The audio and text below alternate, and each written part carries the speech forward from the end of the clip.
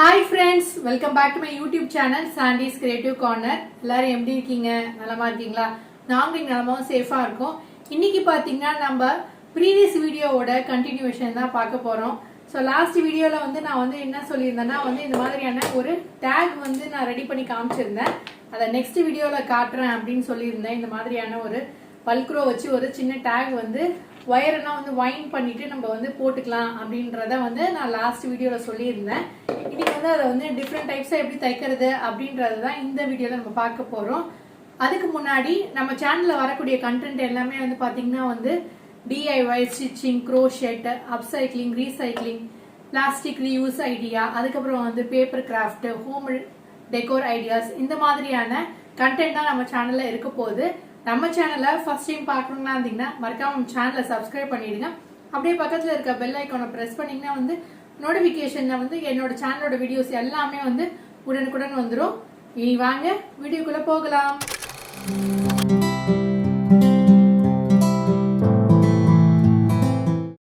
இன்றைக்கி நம்ம reusable card strap பண்ண போகிறோம். அதுக்கு பார்த்திங்கன்னா இந்த மாதிரி ஏதாவது ஒரு கிளாத் எடுத்து வச்சுக்கோங்க. நீங்கள் பழைய கிளாத்தை இல்லை உங்கள் வீட்டில் இருக்கக்கூடிய ஸ்க்ராப்பாக இருக்கக்கூடிய கிளாத்தை எதாவது வந்தாலும் எடுத்து வச்சுக்கோங்க. இதோட மெஷர்மெண்ட் என்னென்னு பார்த்திங்கன்னா லென்த் 8 இன்ச்சஸும் பிரெத்து பார்த்திங்கன்னா ஒரு 4 இன்ச்சஸ் அளவுக்கு ஒரு கிளாத் எடுத்துக்கோங்க. அடுத்ததாக இதை மடிச்சுட்டு நம்ம அயன் பண்ணி வைக்க போகிறோம். இது ஒரு ஸ்க்ராப் கிளாத்தாக இருக்கனால நான் சுருக்கமாக இருக்குது, நான் அயன் பண்ணிக்கிறேன். இந்த மாதிரி 4 பக்கமும் இப்படி ஃபோல்ட் பண்ணிவிட்டு லைனாக அயன் பண்ணி க்ரீஸ் பண்ணிக்கலாம் லைனை. இப்போ இந்த பக்கமும் நான் அது மாதிரி அயன் பண்ணிக்கிறேன். அப்போ தான் நம்மளுக்கு தைக்கும் போது ரொம்ப ஈஸியாக இருக்கும் ஃப்ரெண்ட்ஸ். நம்ம ஃபோல்ட் பண்ணி தைக்கும் போது பிரிஞ்சுக்கிட்டே வரும். அதனால் இந்த மாதிரி அயன் பண்ணிட்டிங்கன்னா நல்லா ஒரு க்ரீஸ் லைன் ஃபார்ம் ஆகிடும். இப்போது நம்ம 4 பக்கமும் அப்படி அயன் பண்ணி மார்க் பண்ணிட்டோம். அடுத்ததாக இப்படி ஒரு ஃபோல்ட் பண்ணிவிடுங்க. மறுபடியும் ஒரு தடவை நம்ம அயன் பண்ணிடலாம். இப்போ கரெக்டாக இருக்கா, ஈக்குவலாக இருக்கான்னு செக் பண்ணிவிட்டு வச்சுட்டு அயன் பண்ணி எடுத்துக்கோங்க. அவ்வளோதான் ஃப்ரெண்ட்ஸ். இப்போ என்ன பண்ண போகிறோன்னா நம்ம இதை தைக்க போகிறோம். 4 பக்கமும் அப்படி தைச்சிடுங்க.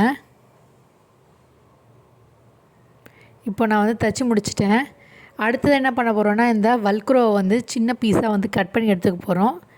இந்த அளவுக்கு கட் பண்ணி எடுத்தால் போதும் ஃப்ரெண்ட்ஸ். இப்போ என்ன பண்ண போகிறோன்னா மேலே இந்த பக்கம் ஒரு வல்க்ரோ பீஸையும் அடுத்த பீஸை பின் பக்கமாக பாட்டம் போர்ஷனில் இப்படி வச்சு தைக்க போகிறோம்.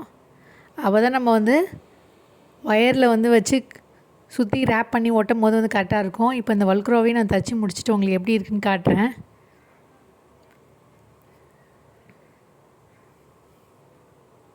இப்போ இந்த பக்கமாக தைச்சிடுறேன்.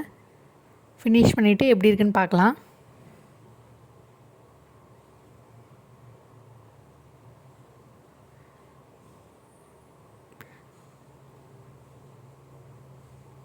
அவ்வளோதான் ஃப்ரெண்ட்ஸ், நான் தைச்சி முடிச்சிட்டேன். பார்த்திங்கன்னா நம்ம தையல் போடும்போது வல்க்ரோவை நம்ம ரொம்ப நெருக்கமான ஸ்டிச்சஸாக செலக்ட் பண்ணிவிட்டு தைச்சிங்கன்னா வல்க்ரோ பிரிஞ்சு வராது. அதனால் திக்கான ஸ்டிச்சோட நம்பரை செலக்ட் பண்ணிவிட்டு நீங்கள் தைச்சி முடிச்சிடுங்க.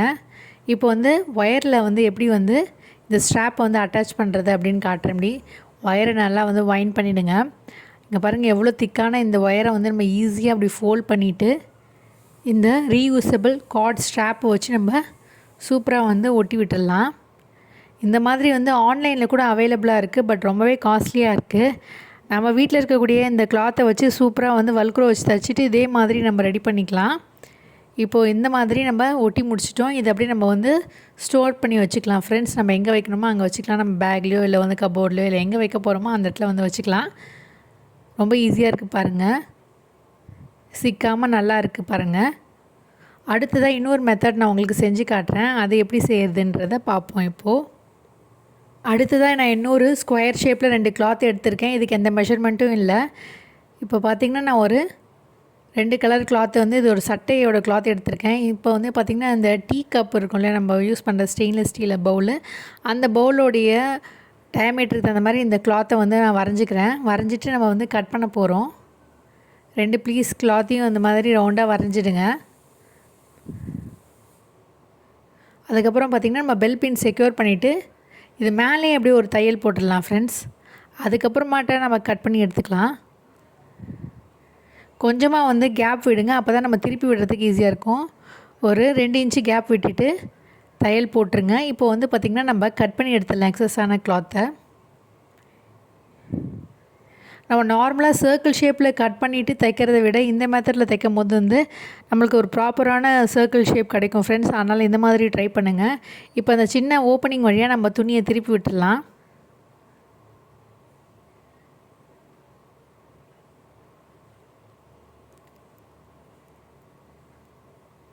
திருப்பி விட்டதுக்கப்புறம் இப்படி தான் இருக்கும் ஃப்ரெண்ட்ஸ். அந்த சின்ன ஓப்பனிங்கை வந்து நம்ம இப்போ க்ளோஸ் பண்ணி தைச்சிடலாம்.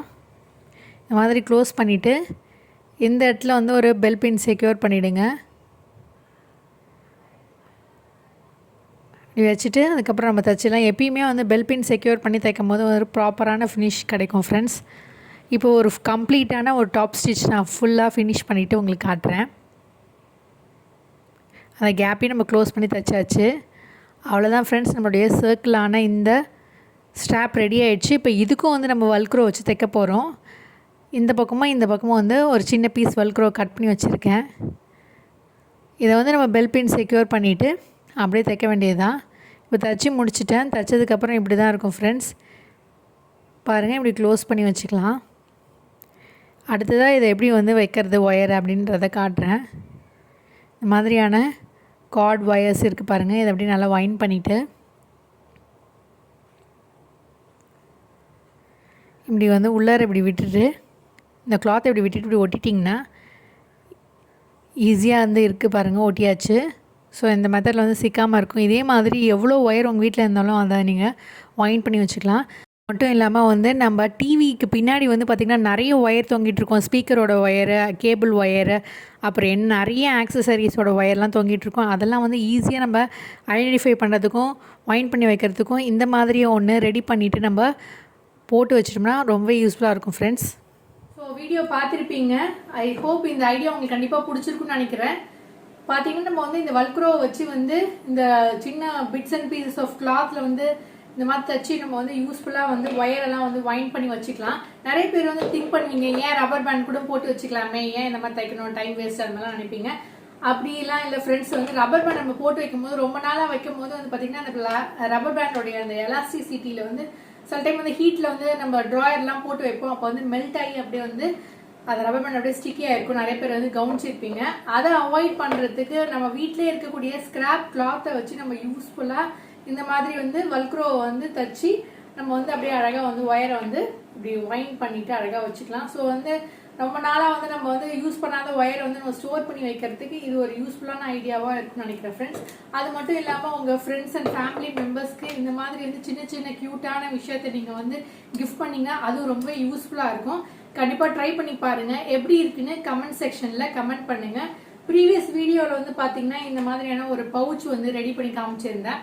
அந்த வீடியோவை பார்க்காதவங்க இருந்தீங்கன்னா அந்த வீடியோவோட லிங்கை வந்து டிஸ்கிரிப்ஷன் பாக்ஸில் கொடுக்குறேன்னு செக் பண்ணி பாருங்கள்.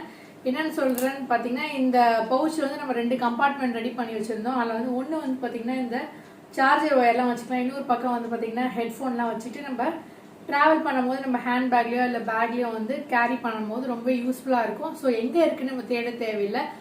அந்த வீடியோ நீங்கள் பார்க்காதவங்களா இருந்தீங்கன்னா அதோடைய லிங்கை வந்து டிஸ்கிரிப்ஷன் பாக்ஸில் கொடுக்குறேன், செக் பண்ணி பாருங்கள். ஐ ஹோப் இந்த ஐடியா உங்களுக்கு கண்டிப்பாக பிடிச்சிருக்குன்னு நினைக்கிறேன். ஸோ பிடிச்சிருந்தா லைக் பண்ணுங்கள், ஷேர் பண்ணுங்கள், சப்ஸ்கிரைப் பண்ணுங்கள். மீண்டும் ஒரு இன்ட்ரெஸ்டிங்கான வீடியோவோட உங்களை சந்திக்கும் வரை until then it's me signing off. Take care. Bye.